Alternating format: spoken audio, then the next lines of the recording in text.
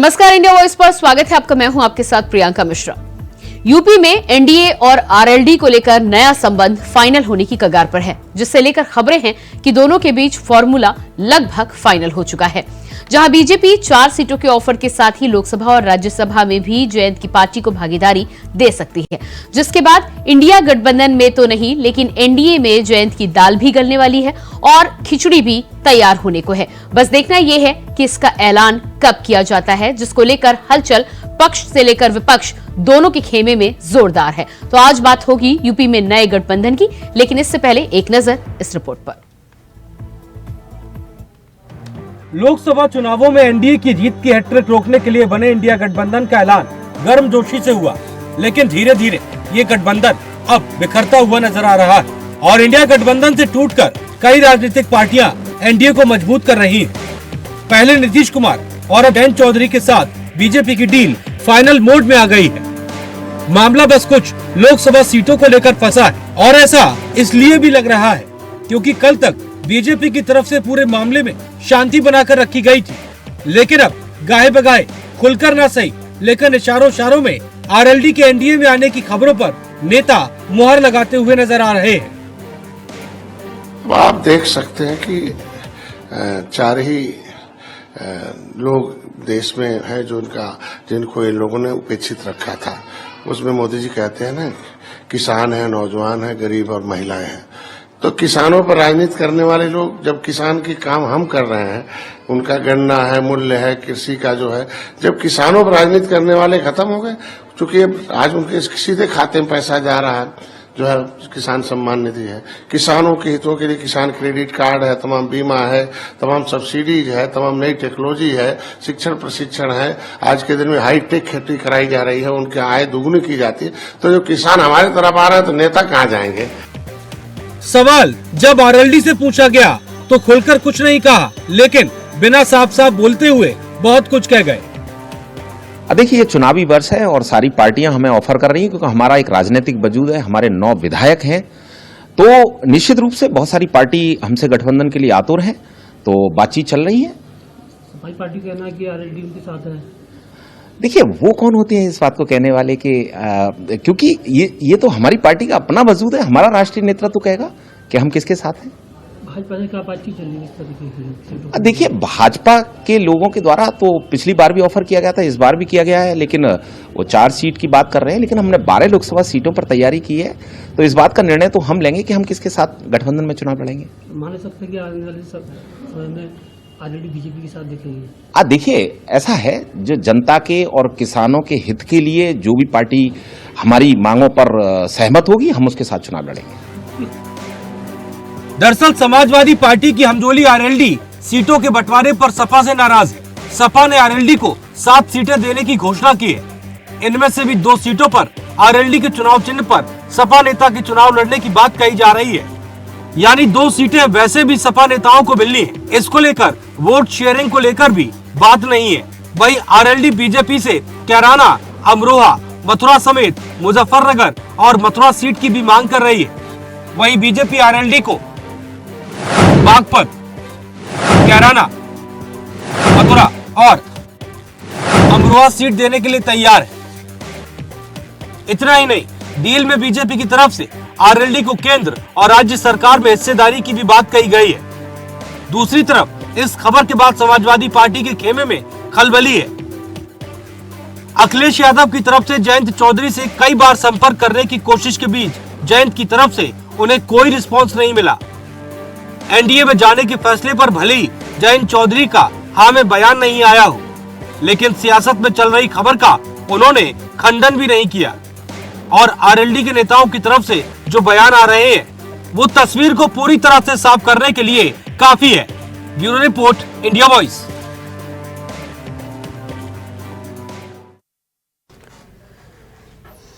तो आरएलडी की 12 सीटों पर लोकसभा चुनाव लड़ने की तैयारी।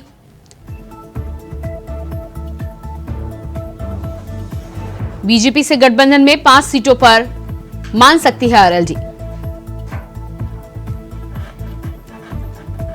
बीजेपी ने लोकसभा की 4 सीटें की ऑफर।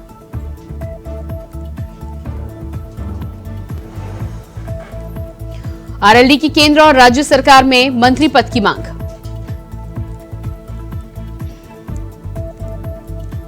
आरएलडी की 12 सीटों पर लोकसभा चुनाव लड़ने की तैयारी।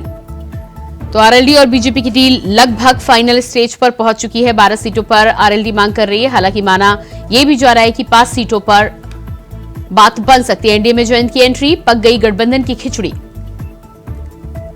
होगा केंद्र और राज्य में राज, फैसला कल या आज।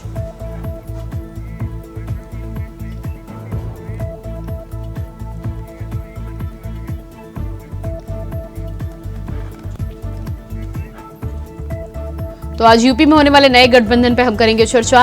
रतन तिवारी जी, नेता कांग्रेस, हमारे साथ जुड़ चुके हैं, स्वागत है आपका। इसके अलावा नीरज दीक्षित जी, बीजेपी नेता, हमारे साथ हैं, आपका भी बहुत बहुत स्वागत है।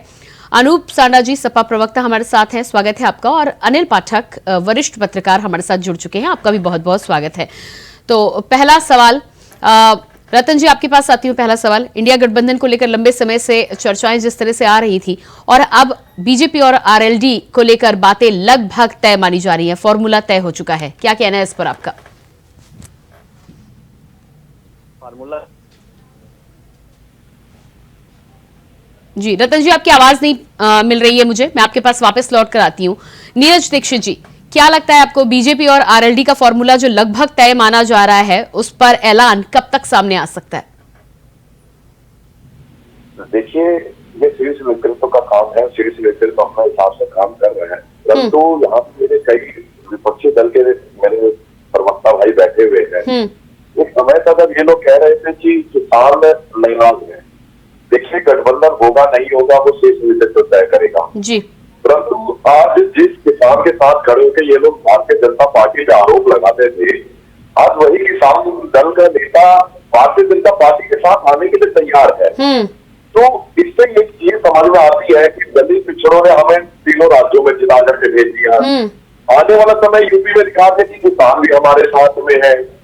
तो क्या माना जाए कि अब ये लोग ऐसा कर रहे हैं कि अब हम लोगों की हार, मतलब जो आईएनडीआई गठबंधन है, अब इनकी हार निश्चित हो चुकी है। अब इनके पास कोई वजूद नहीं बता है कि नहीं, लेकिन वो तो उल्टा नीरज जी आप पर आरोप लगा रहे हैं कि यदि बीजेपी और एनडीए को लग रहा है कि 80 की 80 सीटें उनके खाते में आने वाली है, तो फिर जोड़ तोड़ की क्या जरूरत है आपको?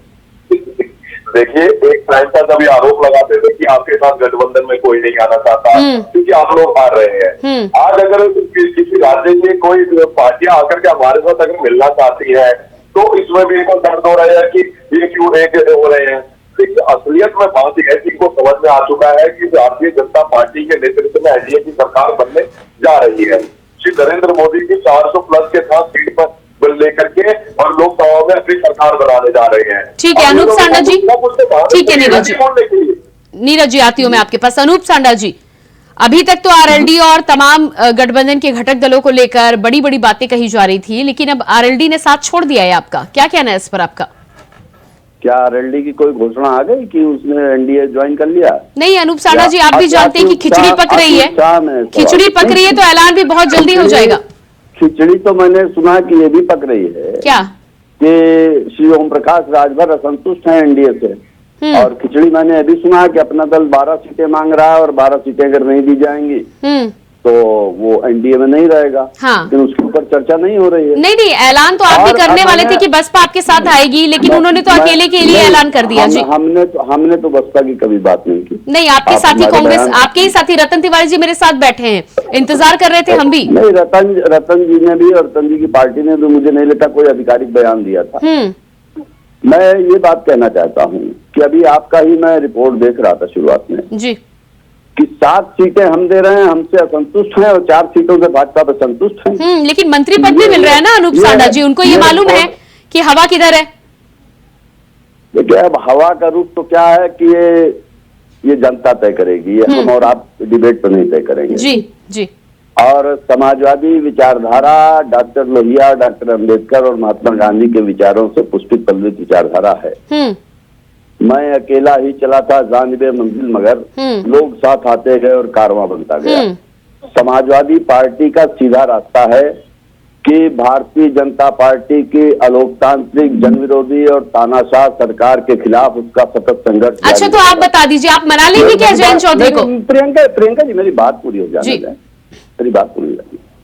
हमारा सतत संघर्ष जारी रहेगा। जयंत चौधरी जी बहुत काबिल, बहुत पढ़े लिखे इंसान हैं और स्वर्गीय चौधरी चरण सिंह जी की उस परंपरा से आते हैं जिस परंपरा के तहत उन्होंने देश में किसानों के हित के लिए सदैव राजनीति की और सदैव समाजवादी विचारधारा के साथ गठजोड़ करके उन्होंने अपनी राजनीति को एक धार दी। ठीक है। और देश की राजनीति में पिछड़ों की आवाज को मजबूत किया। मुझे एक सवाल, इसमें एक नया सवाल नजर आ रहा है कि भारतीय जनता पार्टी जो एक तरफ माननीय प्रधानमंत्री जी सदन से लेकर के सड़क तक परिवारवाद का विरोध करते हैं जी, और आरएलडी तो चौधरी चरण सिंह जी, फिर अजीत सिंह जी, फिर जयंत चौधरी जी पूरी तरीके से एक परिवार की पार्टी है, तो प्रधानमंत्री जी और एनडीए परिवारवाद के विरोधी हैं कि परिवारवाद के समर्थक हैं? हाँ बिल्कुल बात बिल्कुल। तो हमको लगता है एनडीए को स्पष्ट करनी चाहिए। हाँ ठीक है, और सवाल आपका जायज है जी।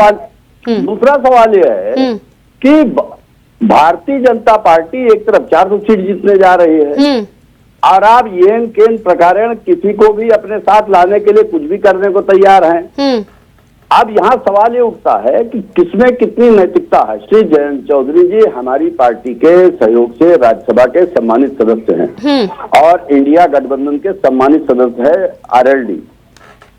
ऐसी स्थिति में हमारा विश्वास है कि राष्ट्रीय लोकदल देश के किसानों के हित को देखते हुए देश की संपूर्ण राजनीति में जिस तरीके से भारतीय जनता पार्टी ने सांप्रदायिक सौहार्द को बिगाड़ करके वोटों को भावनात्मक ठगी करके मात्र सरकार बनाने के लक्ष्य की राजनीति शुरू की है, उससे उसको न स्वीकार करते हुए अपने ठीक है अनूप जी, लेकिन अनूप जी ये सांप्रदायिक सौहार्द की आप बात कर रहे हैं, लेकिन पार्टी में सौहार्द, ठीक है अनूप जी, लेकिन पार्टी में कहीं ना कहीं सौहार्द नहीं बन पा रहा, तभी वो एनडीए का रुख कर रहे हैं। रतन तिवारी जी क्या कहना है इस पर आपका? इस बात को तब तक मानने को नहीं तैयार हूँ जब तक कोई घोषणा नहीं हो जाए। हाँ ठीक है, उम्मीद आपकी भी बरकरार रहनी चाहिए। जी रतन जी। आपका नमस्कार और सारे मित्रों को नमस्कार जी। देखिए, जो चर्चा चल रही है आरएलडी और भारतीय जनता पार्टी के गठबंधन की, मैं आपको कह देना चाहता हूं, कहीं न कहीं ये डर दिखाकर जबरन अपने पाले में लाने की कोशिश की जा रही है। कारण ये है कि आपने महाराष्ट्र में देखा किस प्रकार शरद पवार की पार्टी को 2 भाग में फाड़ दिया गया और अजीत पवार को उसका प्रमुख बना दिया गया और उनको अपने पाले में ले लिया। अरे लेकिन रतन जी, यूपी में इस डर का जिक्र ओम प्रकाश राजभर और निषाद, संजय निषाद तो करते हुए नजर नहीं आते ना। कहीं ना कहीं वो तो इंडिया गठबंधन या सपा को ही दोषी ठहराते हुए नजर आते हैं कि उनकी बात नहीं सुनी जा रही थी। जी प्रियंका जी, आपने निषाद पार्टी का नाम लिया, आपने ओम प्रकाश राजभर पार्टी का नाम लिया, ये दोनों तो एनडीए में है, भारतीय जनता पार्टी। नहीं, इससे पहले सपा में थे ना रतन जी, आप जानते हैं ना, सपा के साथ थे। वही तो कह रहा हूँ आपको, आप समझिए उस चीज को। ये डर दिखाया जा रहा है। अपने चौधरी जी को पता है कि अगर उनकी पार्टी ईमानदारी से अगर भारतीय जनता पार्टी के साथ नहीं जाती है तो उनकी पार्टी को भी तोड़ दिया जाएगा। तो रतन जी, आपका कहना है कि आप प्यार से 1.5 साल भर नहीं साथ रख पाते और वो डर से सालों साल गठबंधन चला ले जाते हैं, ये कहना है आपका? प्रियंका जी, मैं बार बार और चीख के बार कहता हूँ कि ये सरकार जो है, ये सरकार ईडी सीबीआई की सरकार चल रही है, इनकम टैक्स की सरकार चल रही है। नीरज जी, इस पर आपका जवाब चाहिए। लगातार विपक्ष को कमजोर करने की कोशिश, विपक्ष को तोड़ने की कोशिश और विपक्ष की आवाज को दबाने की कोशिश की जा रही है। और कांग्रेस पार्टी को ये लोग कुछ नहीं कर सकते। पता है मैदान में लड़ रहा है, पॉलिसी बंद कर देता है, उसे सस्पेंड करना पड़ता है, जनता पार्टी नजर आ रही है और ये पॉपुलर है। आज ये छोटे दलों को अपने साथ क्यों ले रहे हैं? भारतीय जनता पार्टी कार्रवाई कर रही है तो मिटने जा रही है ना, करेंगे जी और बोलेंगे कि लोग कर रहे हैं, कोई बात हो रहा है, ऐसे थोड़ी होगा। हम तो निकल चुके हैं आगे, जो हमारे साथ करेगा पार करेगा, नहीं रहेगा। भारतीय जनता पार्टी के नाव में जो सवाल होगा उसकी नाव डूबेगी। देखिए, इनको आरोप लगाना है, किसी प्रकार का आरोप लगा के बच के निकल जाना है। नीरज जी, रतन जी आरोप लगा रहे, नीरज जी, रतन जी आरोप लगा रहे हैं और डर से कितना तोड़िएगा विपक्ष को?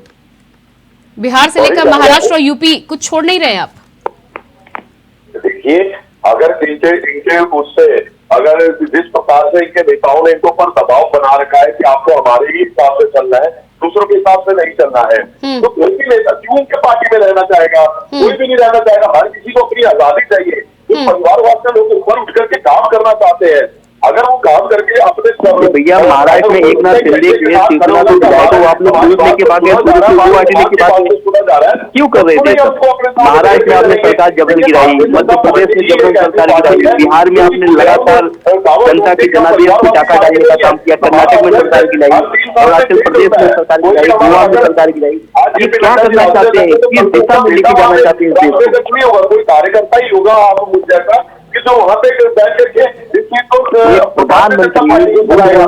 है। मेरे साथ अनिल पाठक जी भी वरिष्ठ पत्रकार बने हुए हैं। अनिल पाठक जी, जिस तरह से आरएलडी और एनडीए की गठबंधन की खबरें, नए संबंध की खबरें निकलकर सामने आ रही हैं, संजय निषाद जी का भी एक बयान सामने आया है और उन्होंने कहा है कि किसानों के लिए हमारी सरकार काम कर रही है, किसान क्रेडिट कार्ड, गन्ना मूल्य, तमाम चीजों का ध्यान रखा जा रहा है। तो फिर किसान के नेता एनडीए में नहीं आएंगे तो किधर जाएंगे? क्या लगता है आपको? एक वजह ये बताई जा रही है, दूसरी वजह ये भी बताई जा रही है कि 14 से लेकर 22 तक आरएलडी को जो कोई मौका नहीं मिला है, जिस तरह का प्रदर्शन होना चाहिए था वो प्रदर्शन नहीं है। ऐसे में पार्टी से लेकर पार्टी नेतृत्व सब खतरे में था और ऐसे में बहती गंगा में हाथ धोने को लेकर ये फैसला माना जा रहा है। हाँ, यकीनन प्रियंका जी, राष्ट्रीय लोकदल जो है कोई नया काम नहीं शुरू, राष्ट्रीय लोकदल जो है कोई नया काम नहीं शुरू हो रहा है।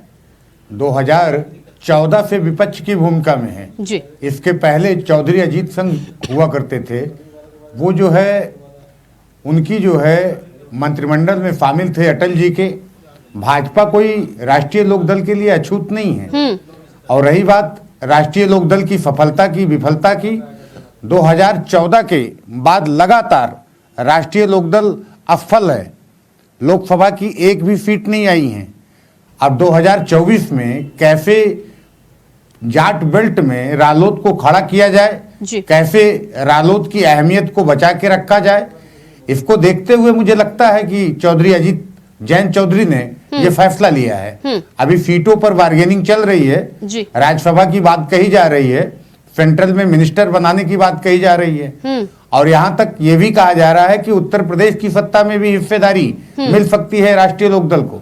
जी बिल्कुल। नीरज जी, आपके पास आऊंगी। जिस तरह से वैसे भी दोनों पड़ोसी हैं, राष्ट्रीय लोकदल और हाँ, पड़ोसियों में संबंध जल्दी अच्छे हो सकते हैं। जी नीरज जी, क्या लगता है आपको, जिस तरह से आरएलडी को लेकर माना जा रहा है, तो एक तरफ आरएलडी के लिए भी ये फायदे का सौदा साबित हो सकता है, लेकिन एनडीए के लिए भी कहीं ना कहीं रणनीति केवल यूपी तक ही सीमित नहीं है। हरियाणा की बात करें, राजस्थान की बात करें, पूरी जाट बेल्ट आपके पक्ष में आ सकती है और किसान आंदोलन जो इतना लंबा चला था उस घाव पर भी कहीं ना कहीं मरहम लगाने का काम ये गठबंधन कर सकता है। देखिए प्रेक्षा, जब 2014 में मोदी सरकार बनी थी तो उसी समय मोदी जी ने एक नारा दिया था, सबका साथ सबका विकास सबके प्रयास से ही आगे की सरकारें चलेगी। और उसी विश्वास में मोदी जी ने आगे अपना काम किया, सभी वर्गों का ध्यान रखा। ऐसा अगर आज आप बोलेंगे कि किसानों को साधने के लिए हम किसी से गठबंधन कर रहे हैं, तो ऐसा नहीं है। गठबंधन में देखिए सभी वेलकम है, हर किसी का हम वेलकम करने को तैयार है, परंतु लेकिन मोदी जी के कार्य से ही प्रसन्न होकर के उनको भी कुछ समझ में आ गया कि किसानों के लिए काम जो हो रहा है वो किसी सरकार के अंदर हो सकता है। इसी से किसान तबके का नेता भी हमारे साथ आगे जुड़ने को तैयार खड़ा है। जब एक ही सरकारें हुआ करती थी तो उनको भी पता था कि कोई ये सुनवाई नहीं होनी है, ऊपर से जो रिमोट से सरकार चलेगी वो वैसे ही चलती है, उसमें कुछ नहीं होना। परंतु जब मोदी जी ग्राउंड लेवल पे आए, नीरज जी, किसानों के साथ क्या उत्तर प्रदेश का राम मंदिर भी काम करता हुआ नजर आ रहा है? देखिए किसान भी तो राम मंदिर चाहते थे ना, ऐसा तो नहीं कि किसान राम मंदिर नहीं चाहते थे। और वो क्या कहते हैं, राम मंदिर की मैंने भाजपा का ही रहता था, लेकिन किसान भी चाहते थे कि हमारा राम मंदिर बनना चाहिए। उनके पूर्वजों का सपना था कि हमारा कोई राम मंदिर बने और उसी स्थान पे बने जहाँ पे आज बनना चाहिए। तो आज किसान उससे भी खुश है, किसान नहीं हर कोई खुश है। एक राजनीतिक माहौल के कारण देश के अंदर कुछ लोग इसको तोड़ने की कोशिश कर रहे हैं भाईचारे को, परंतु ये टूटेगा नहीं। ये प्रभु श्री राम मंदिर अपनी जगह पे स्थापित हुआ है, सभी समाज के पैसों से वहां पे बना है। ऐसा नहीं है कि भारतीय जनता पार्टी के पैसों से बना है या केंद्र सरकार के पैसों से बना है। सभी समाज ने इतना पैसा दिया कि उनके जो ट्रस्ट था उसी से राम मंदिर बन गया। और अभी भी चढ़ावा उसमें आ रहा है। अच्छा नीरज जी, एक सवाल और है जी, नीरज जी एक सवाल और है, बीच में मैं रोक रही हूँ आपको। मंत्री पद की यदि बात करें तो ओम प्रकाश राजभर अभी भी इंतजार कर रहे हैं, लेकिन केंद्र और राज्य दोनों में मंत्री पद को लेकर जो ऑफर दिया गया है आरएलडी को लेकर, कैसे सेट करेंगे? देखिए, जब एक घर का ढांचा खड़ा करने होता है तो सभी भाइयों की रजामंदी से चीजों को करना पड़ता है। कई बार पंचायत भी बुलानी पड़ती है कि यहाँ पे ऐसे ये होना चाहिए, इस भाई को ये मिलना चाहिए। तो देखिए, ये एक राजनीतिक पार्टी है, पूरे देश की बात है। एक राजनीतिक माहौल के अंदर आपको सबको साथ करके चलना है, सबको साथ लेकर के चलना है। ऐसा नहीं है कि अगर वो हमारे साथ आ रहे तो हम राजा हो गए, नहीं। अगर वो हमारे साथ आ रहे, भाईचारा हमारे साथ आगे ले जाकर चलने को तैयार है, तो हम सबसे समन्वय के साथ हम आगे बढ़ेंगे। ठीक है अनूप सांडा जी, ठीक है अनूप सांडा जी, क्या लगता है आपको कि आपकी 7 सीटों पर मंत्री पद हावी हो गया? तो मुझे तो बड़ा आनंद हुआ ये देख करके भी कि जो बहस श्री जयंत चौधरी के ऊपर चल रही थी उसमें राम मंदिर भी प्रवेश कर गया। और यही वजह है कि समाजवादी पार्टी की वो बात प्रमाणित हो रही कि जब लगातार हमें कहते हैं कि इस देश की जनता तो है राम की पुजारी और भाजपा वाले हैं राम के व्यापारी, ये प्रभु श्री राम के नाम का उपयोग वोट को ठगने के लिए भी करना चाहते हैं। लेकिन अनूप सांडा जी, विधानसभा में आपके 97 विधायक के साथ है, 14 विरोध में है केवल। आप बार बार टोकेंगी तो हम कैसे अपनी बात को नहीं, मैं सिर्फ एक लाइन बोल रही थी, आप बात करें अपनी। मैं उस बात का भी जवाब दे दूंगा। तो अभी पूरा प्रवचन कर दिया हमारे भाजपा के मित्र ने, लेकिन उस पूरे प्रवचन में नहीं बता पाए कि जिन किसानों के हितैषी आज ये बन रहे हैं, उन किसानों को जो यूरिया पहले 50 किलो एक बोरी में मिलती थी, आज वो यूरिया 40 किलो क्यों मिल रही है? कुछ 50 किलो को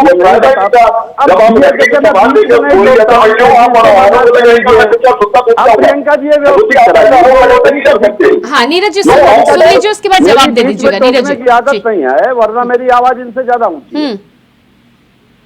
इस बात का जवाब नहीं दे पा रहे हैं कि जब इस देश में किसान आंदोलन चल रहा था एमएसपी को लेकर के, किसान बिल के विरोध में, तब इन्हीं श्री जयंत चौधरी के ऊपर बर्बरता पूर्वक लाठीचार्ज किया गया था। और मुझे उम्मीद है श्री जयंत चौधरी भी उस लाठीचार्ज को भूले नहीं होंगे और इस देश का किसान भी उस लाठीचार्ज को भूला नहीं होगा। और जहां तक ये बात सवाल है कि उनके बहाने पूरी जाट बेल्ट को सेट करना चाहते हैं और अपने तरीके हमवार करना चाहते हैं, तो मैं जानना चाहता हूं कि भारतीय जनता पार्टी, जिसका ये कहना है कि हमारी तो टूटी बोलती है, हम जात की राजनीति नहीं, लेकिन अनूप जी जयंत चौधरी भूल गए तो इसमें बीजेपी का क्या दोष? बीजेपी के दोष की बात नहीं है, तो बात तो यह है कि वो भारतीय जनता पार्टी जो सबका साथ सबका विकास की बात करती है, जो परिवारवाद का विरोध करती है, वो जो जातिवाद समाज को बांटने का विरोध करती है, उसको इतने जाति समीकरण बनाने की नीरज जी आप जवाब दीजिएगा। उसको आज जाट बेल्ट में आरोप पड़ रही है, उसको इस बात का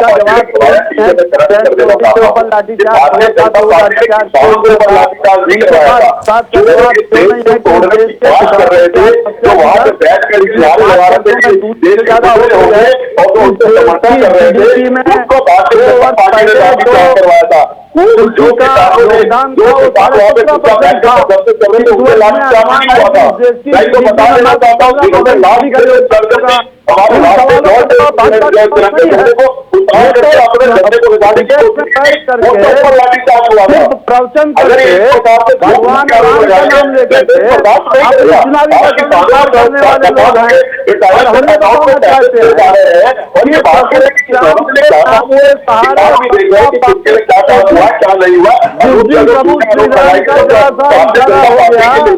आपकी सत्ता और आपका ताउन नहीं दिखाई देगा।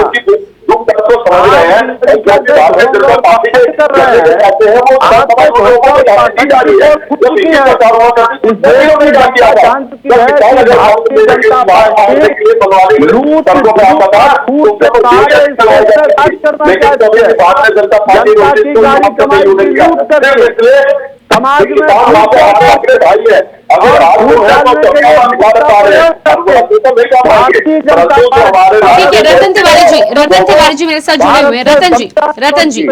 रतन जी जयंत चौधरी को लेकर जिस तरह से अनूप जी कह रहे थे और जिस तरह से आपका भी कहना है कि डर की वजह से चले गए, किसानों के बड़े नेता थे, लंबे समय से किसानों के हित में और पूरी पार्टी ही उनकी किसानों के लिए खड़ी हुई है लंबे समय से, लेकिन यदि जयंत चौधरी खुद एनडीए की तरफ रुख कर ले तो उसमें बीजेपी को दोष देने से क्या लाभ? जयंत चौधरी पर तो आप सवाल उठा नहीं रहे। प्रियंका जी, मैं वही तो बार बार कह रहा हूँ कि यही जयंत चौधरी हैं। जब किसान आंदोलन कर रहे थे तो 750 से ज्यादा किसानों की जान चली गई। तो अगर भारतीय जनता पार्टी के ऊपर, खुद प्रधानमंत्री मोदी के ऊपर अगर कोई टारगेट कर रहा था, कोई निशाने पे ले रहा था, वो जयंत चौधरी जी है।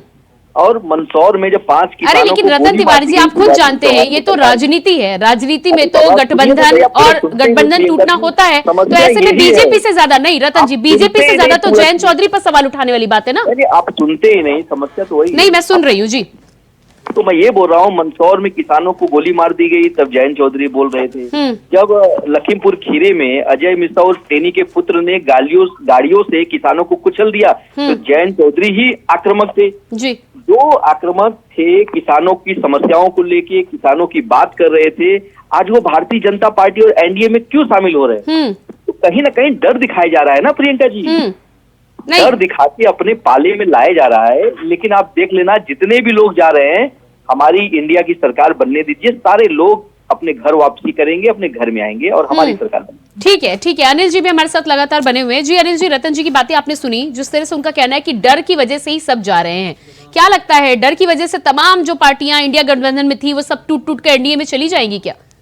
देखिए, इंडिया के जो घटक दल हैं वो ऐसा आरोप लगा रहे हैं।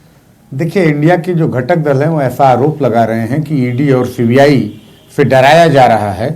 लेकिन कहीं ना कहीं जो इंडिया की रणनीति है, जो सपा ने अभी एक नारा दिया था, पीडीए की रणनीति से हम सरकार बनाएंगे, जीत हासिल करेंगे, वो जयंत चौधरी का जो रुख है, इससे वो फेल नजर आ रहा है। समाजवादी पार्टी को, इंडिया गठबंधन को जरूर करारा झटका है।